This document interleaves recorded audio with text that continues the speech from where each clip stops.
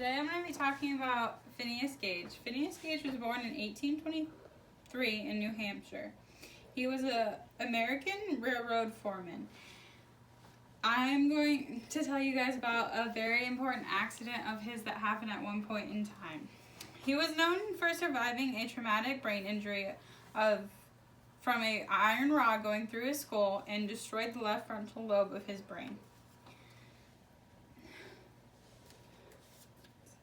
The rod was about 3.58 feet in length and 1.25 in diameter.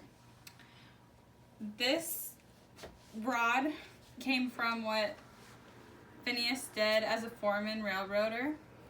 He would get rid of rock to even out the land, so he would put explosive in and then pack it with sand, and then he would put the rod in there so it wouldn't explode out at him. But his assistant, the day of his accident, forgot to pack it with sand and didn't tell him.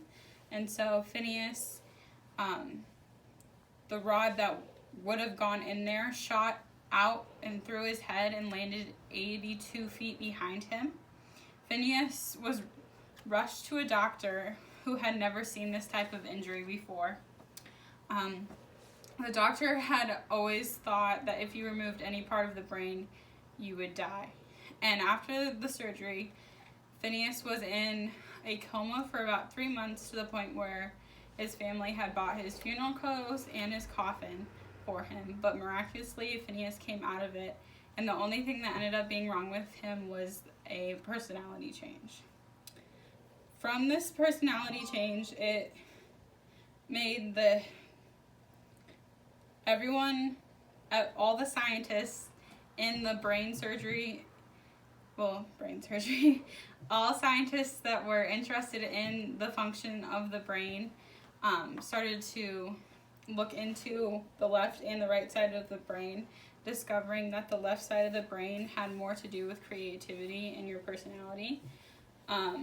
They think because Phineas's left side was affected, this is why he had no feelings and could care less.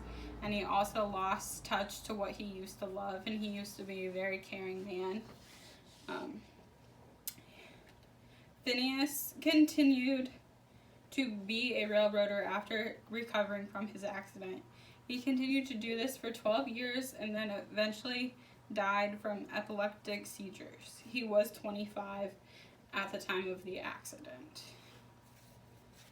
All of this information came from archives of medical footprints of Phineas Gage, why brain scientists are still observing the curious case of Phineas Gage, and mapping connectivity damage in the case of Phineas Gage.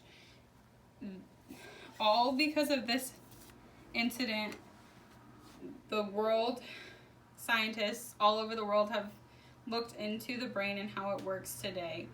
And this happened in the 19th century, so everything has evolved a lot since then.